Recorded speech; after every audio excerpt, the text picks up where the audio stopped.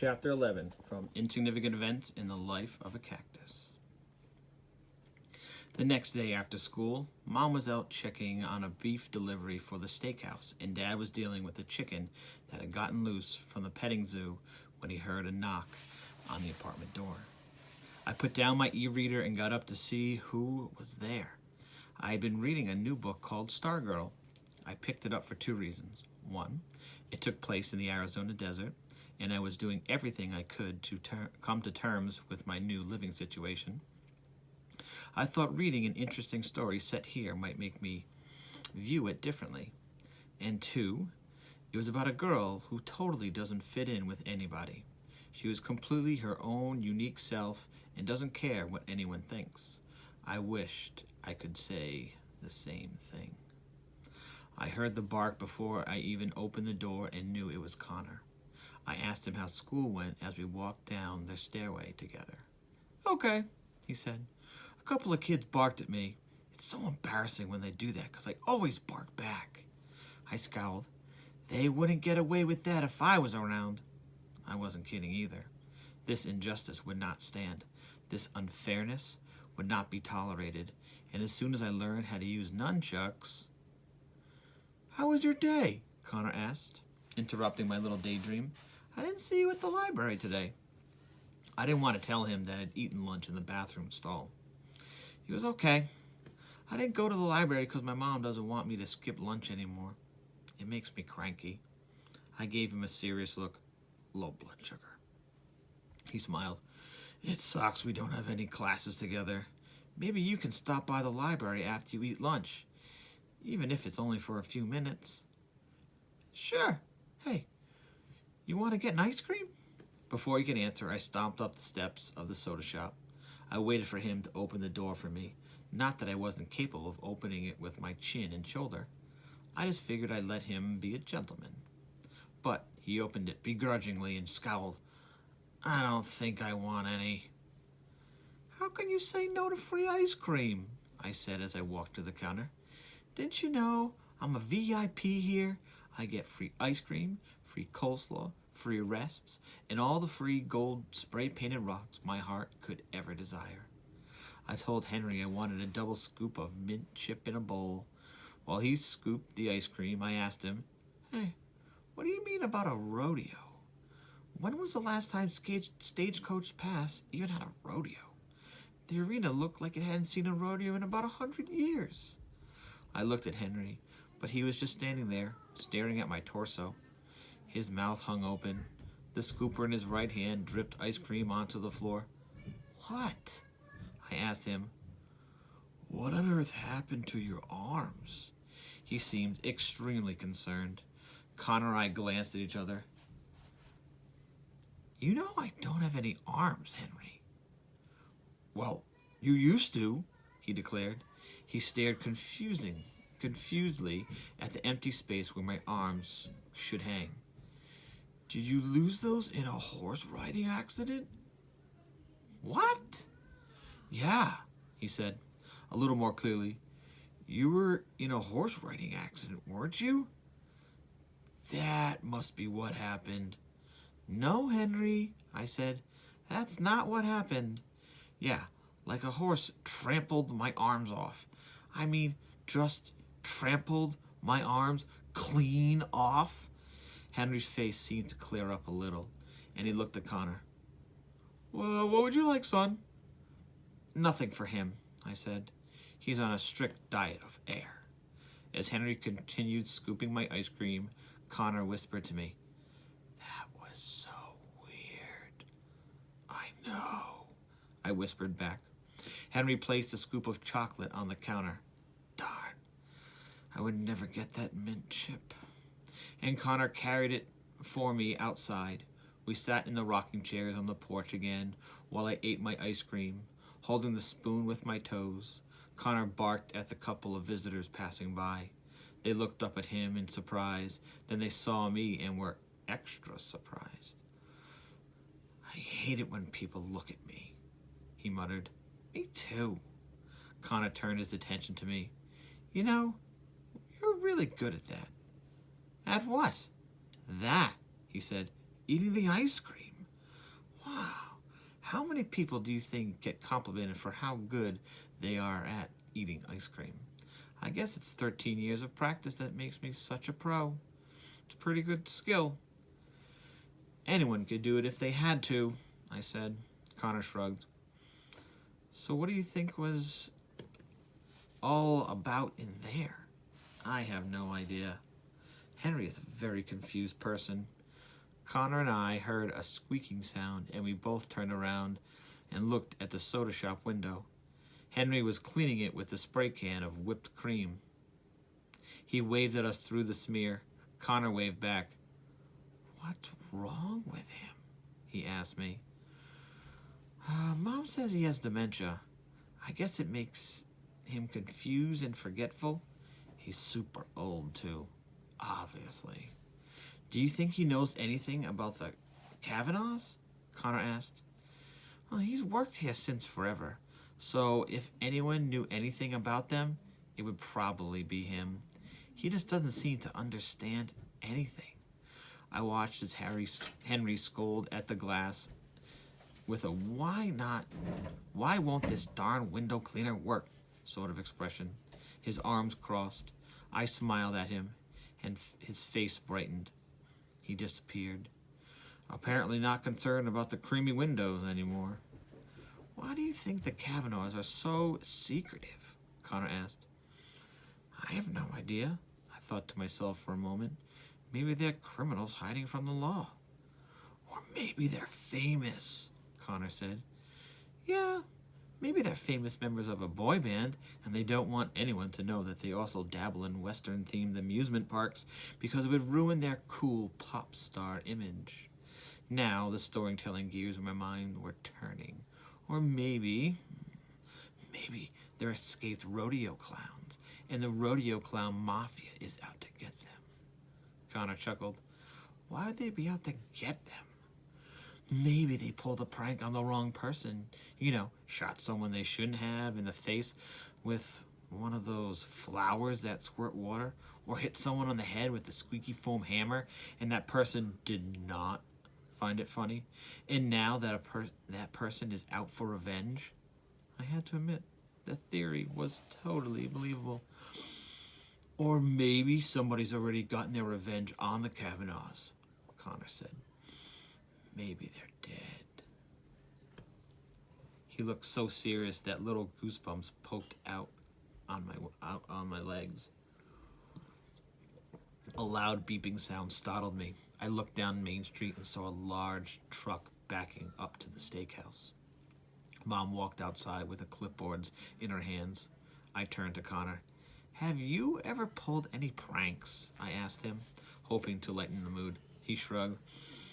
My friends and I toilet papered a teacher's house a couple of years ago, he grimaced. We got in a lot of trouble. What about you? Oh, well, no big deal. I only pulled just the most awesome prank of all time. What'd you do? Connor asked excitedly. Well, back in 4th grade, we knew we were going to have a substitute teacher one day because our teacher had to go to a funeral. So my best friend, Emily, took these arms from one of her mom's mannequins. Why did she have mannequins? Well, she did a lot of sewing and stuff. I think she used them to model her clothes and take pictures or something. Anyway, Emily brought them to school with her in her backpack, and they were really big, so the hands stuck out of the top. Connor laughed. Like zombie arms? Yeah, it was like Night of the Living Dead. So anyway, when we got to our classroom, our covert operation went into effect. Emily and another friend, Matthew, tried to escape.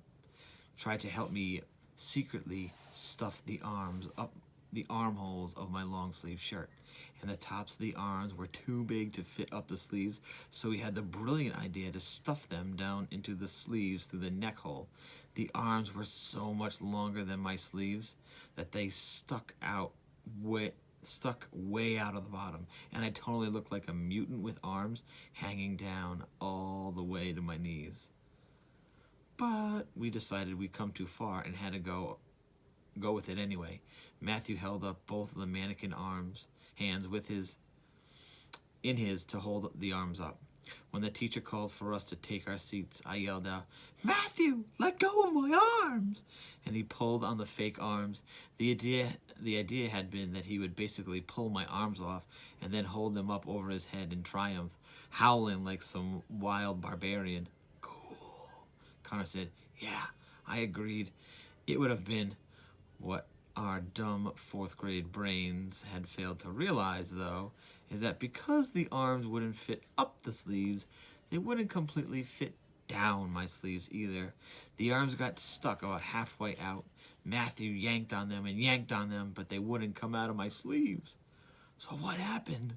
Well, since the arms weren't coming out of the sleeves and our plan was totally falling apart, I started crying out, "Oh no, my arms! You're tearing my arms off! I can feel my arms being torn up at the sockets right now as we speak. Oh, the humanity, my poor arms!" Everyone was laughing, but the sub just stared at us. Matthew gave up and went to his seat. So I did too. My sleeves were so stretched out that the arms dragged on the floor next to me as I walked and had to maneuver around them to sit down at my desk. Connor covered his mouth. "Oh no, did you get in trouble?" "No, the sub was actually pretty nice. She didn't tattle on me to the principal or anything like that, though she did make me wear those stupid arms until lunchtime." Connor laughed. "I bet you look pretty silly." Yeah. I don't know if I'd call that the most awesome prank of all time. Yeah, it was kind of a fail. Epic fail, Connor said. I looked down at my bowl of ice cream already melting into a soup in the heat. I didn't feel like eating it anymore. After all, I had really wanted that mint chip. "You want the rest of this?" I asked Connor. He shook his head. I turned my attention back to the steakhouse. "You know, the gun show is starting in about an hour." I grinned mischievously to myself. If I had hands, they would have been doing that evil finger tapping thing right below my chin. Connor gave me a confused look. So, I put my ice cream down and jumped up from my rocking chair. "Follow me." Connor followed me to the steakhouse where Mom had finally finished up with the delivery and that truck had left. We snuck around to the back entrance and made our way to the kitchen, where cooks, busboys, and servers were all bustling around, getting ready for dinner. We stood secretly behind the giant commercial fridge. Connor and I watched in disgust as a busboy mixed a giant vat of coleslaw with his hands, his arms buried in it all the way up to his biceps. He was wearing a tank top, and we saw he had coleslaw juice dripping from his armpit hair. Connor made a sort of laughing, gagging sound beside me, and I said, "Remind me to never eat the coleslaw here again." Connor giggled and barked. He should have little hair nets for his armpits. "What y'all doing in here?" we heard from behind us. I swirled around to find Josephine standing behind me, her arms crossed. Josephine had already introduced herself to me on the day we moved to Stagecoach Pass. She had come to Arizona from Texas, where she was only a teenager and had been working in a park ever since. She was currently hostessing, and doing all kinds of jobs for the steakhouse. Seemed to me like she ran the place. She was probably 80 years old, but she could still carry one of those giant trays that held a dozen bowls of cowboy beans. I thought quickly. Mom just told me to grab a couple of steaks for dinner." Josephine gazed at me with the strange look she had given me the first time I had met her. Sometimes when I was in the steakhouse, I'd catch her staring at me from across the restaurant.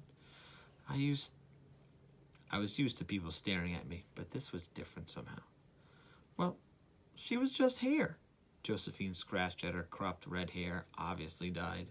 No 80-year-old had hair that color. "Why didn't she just take a couple then?" I shrugged. "She forgot." "All right, grab them and stay out of the way. Dinner's starting." She plowed through the swinging doors that led to the dining room like she was on a serious mission. Connor opened the giant commercial fridge and grabbed 2 thin cuts of steak. Then we rummaged through counter drawers until we found some kitchen twine and a pair of scissors. We made our way upstairs to the apartment. I was relieved to find it empty. Mom had just gone off to deal with another job or crisis. It seemed the work never ended here. It was sloppy and haphazard, but Connor managed to dig a hole in each of the stakes, tie the twine through them, and then tie them around my t-shirt sleeves, going through the arm and neck holes. I loosely draped the cardigan over my shoulders, and we made our way downstairs and out to the street to watch the gunfight, where a small crowd was already forming. "Don't be so nervous," I told Connor as his ticking increased. "It's just that there's a lot of people around," he said. Yeah, there were like 4 people standing by us. We had to wait only a minute before the cowboys came out and started yelling at each other. I tapped my foot while they went through their daily spiel. Finally, the moment came when the blue shirt cowboy, who had also happened to be a server at the steakhouse, raised his gun and pointed it at the cowhide chaps cowboy, who also worked in the souvenir shop, and shouted, "When I'm done with you, there won't be anything left to snore." I made sure I was standing behind the cowhide chaps cowboy. Blue shirt cowboy always missed cowhide chaps cowboy with that first shot, but today he wouldn't miss completely. At the moment blue shirt cowboy fired, I cried out in pain and shrugged the cardigan dramatically off my shoulders. Connor snickered beside me with his hand over his mouth. A couple of kids standing nearby screaming in terror, and their parents looked alarmed for about 1 second. At that time it took to assess the situation. Come on! It was clearly 2 stakes clumsily tied to my t-shirt, and not 2 shot-up arms. The cowboys stopped mid-fight and stared at me, probably not sure what to make of my stake arms, as the kids cried and clung to their parents' legs, afraid their arms were next. The fight was all messed up now. The people started dispersing into the rest of the park. The cowboys glared at me. Connor draped the cardigan back over my shoulders as I smiled sheepishly at them. "Sorry," I said. "I didn't mean to mess up your show." The next morning, the cowboys went and complained to Dad about my shenanigans. He and Mom and I sat in the little kitchen table over bowls of cereal after they busted me. "The goal, Avon," Dad said, "is to bring visitors into the park." He gestured dramatically toward himself. "Not scare them out of the park." He threw his hands back out. I nodded in understanding. "Won't happen again." He gave a satisfied nod and pushed his bowl away. He stood up and kissed the top of my head. "Have a good day at school, Sheebs." After Dad left, Mom looked at me and pursed her lips. She took a bite of cereal and chewed. "It was a pretty good one." "Yeah, it was," I said, and we finished breakfast together, communicating only through overly stern looks and repressed giggles.